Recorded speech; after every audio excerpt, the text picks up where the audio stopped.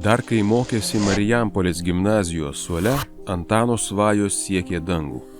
Jau tada jis mintijo apie tuomet negirdėtus, neįprastus dalykus.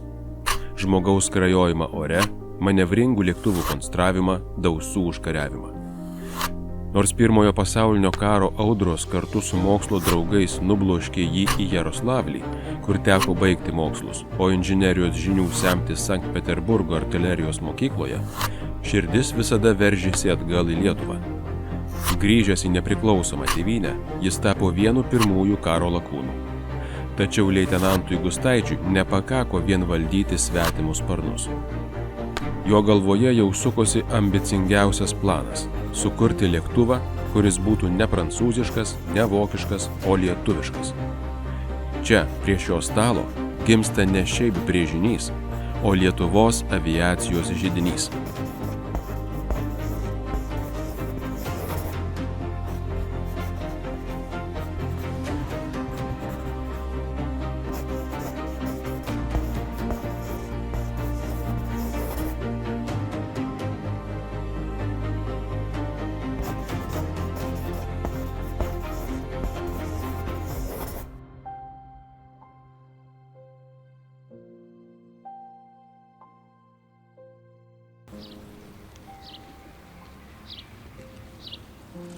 Aviacija brangus malonumas jaunai valstybei. Lėšų trūksta, tad tenka pasikliauti išmane. Šis 3 cilindrų Anzani variklis, išvystantis vos 35 arklių galias, nėra naujas technikos stebuklas. Tai paprastas, jau gyvenimo matęs agregatas, įsigytas už kuklius asmeninius karo lakūno pinigus. Tačiau Gustaičiui šis metalo gabalas brangesnis už auksą. Be šios, kad ir silpnos širdies, jo medinis paukštis liktų tik gražiu baldu angare.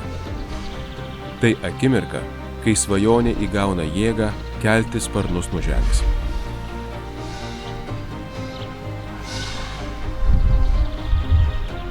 Čia, karo aviacijos parko dirbtuvėse, kiekviena detalė pereina per griežtą konstruktoriaus kontrolę.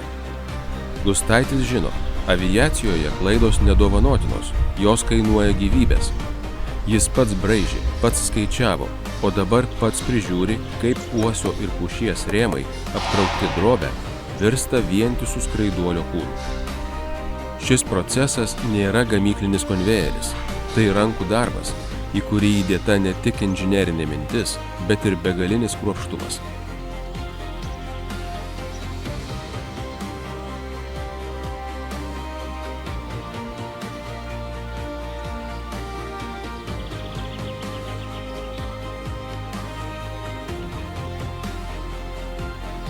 Anbo pirmasis žingsnis ilgame kelyje, kuriuo netrukus pasuks visa Lietuvos karo aviacija.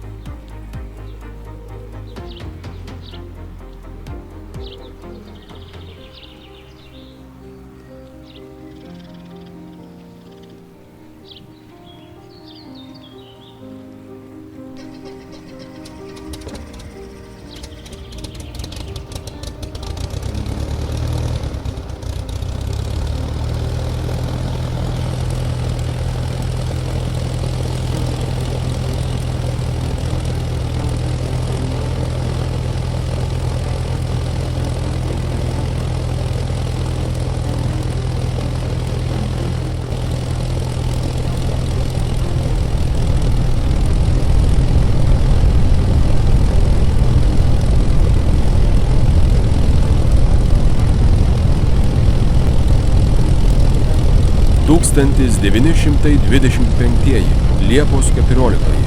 Istorinė diena. Iš Kauno aerodromo į dangų kyla pirmasis lietuviškos konstrukcijos sportinis lėktuvas. Variklis dirba tolygiai, sparnai skrodžia oro srovę. Gustaitis jaučia kiekvieną orlaivio virptelėjimą, lyg jis pats būtų tapęs paukščiu. Tai ne tik sėkmingas bandymas, tai įrodymas pasauliui, kad Lietuva turi savo sparnus.